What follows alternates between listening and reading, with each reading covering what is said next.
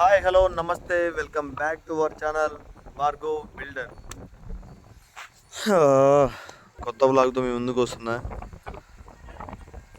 ఈరోజు అయితే మన పొలంలో వరి నాటుతున్నారు. 1 2 ఇక్కడ 3 ఆల్మోస్ట్ చాలా వరకు అయిపోయాయి నాటేది. మందే లేట్ ఇప్పటికి. అందుకోసమే ఒకే రోజు 3 బ్యాచ్లు అయితే దింపాం మనము. వీళ్ళంతా ఉత్తరప్రదేశ్, వెస్ట్ బెంగాల్, బీహార్ ఇటు సైడ్ నుంచి చాలా వరకు అక్కడి నుంచి వచ్చి అందరూ మెన్సే, మొత్తం మొగోళ్ళే నాటేది. నీట్గా అయితే నాటుతున్నారు. మరి అది కథ. ఈరోజు మనకేం పని లేదనుకో, 10 రోజుల నుంచి డైలీ వర్క్ ఉండేది. ఈరోజు పెద్దగా ఏం పని లేదు. వాళ్ళ చేత నీట్గా నాటించుకోవడమే మన పని. అది లేదనుకో పెడతా కొడతారు మన ఆయన. ఎందుకంటే నీట్గా నాటించుకోవాలి కాబట్టి మనం కూడా. అది కథ. ఇంకేంటి మరి సంగతి? మీకైతే వెళ్ళి అక్కడ నాటు ఎట్టెట్లా ఏంది కథ అని చూడండి. ఎట్టెట్లా వేస్తారో మీకైతే చూపిస్తా.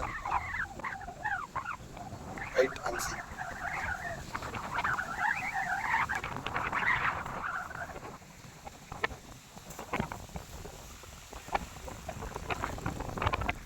ఇది కథ. ఇట్లయితే నీట్గా ఒకేసారి సాలు తీసేసి నాటుతారు. మనం నడుచుకుంటూ పోవడానికి మధ్యలో. నాటైతే ఎలా వేసానో చూపించానుగా మరి. సరే మరి డైలీ తినడమే కాదు భయ్యో, మనం కూడా తెలుసుకోవాలి కొద్దిగా అగ్రికల్చర్ గురించి కూడా. సరే ఫస్ట్ అయితే 4 వారాలు నారైతే ఇట్లా పెంచుకుంటాం చాలా జాగ్రత్తగా. తర్వాత మన ట్రాక్టర్తో సాయిల్ని మనం మెత్తగా చేసుకుంటాం, ఎందుకంటే ఏర్లు అనేది లోపల భూమిలోకి వెళ్ళిపోవడానికి.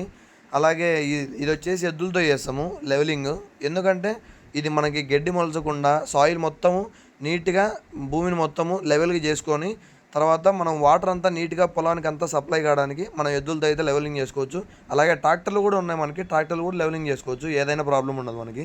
ఈ వరి పంట వచ్చేసి 4 నెలలు ఉంటుంది. ఇక మన భయ్య వచ్చేసి దబా దబా ధూమచాలే పాట పెట్టుకొని పెరుగుతాడు.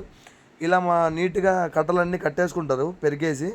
ఇలా కట్టలు కట్టేసుకున్న తర్వాత మనకి పొలం అంతా ఇట్లా స్ప్రెడ్ చేసుకుంటారు, ఎందుకంటే వాళ్ళకి నాటడానికి ఈజీగా ఉంటుంది. అలాగే బాగా నీట్గా నాటుతారు. అదిదా మ్యాటర్.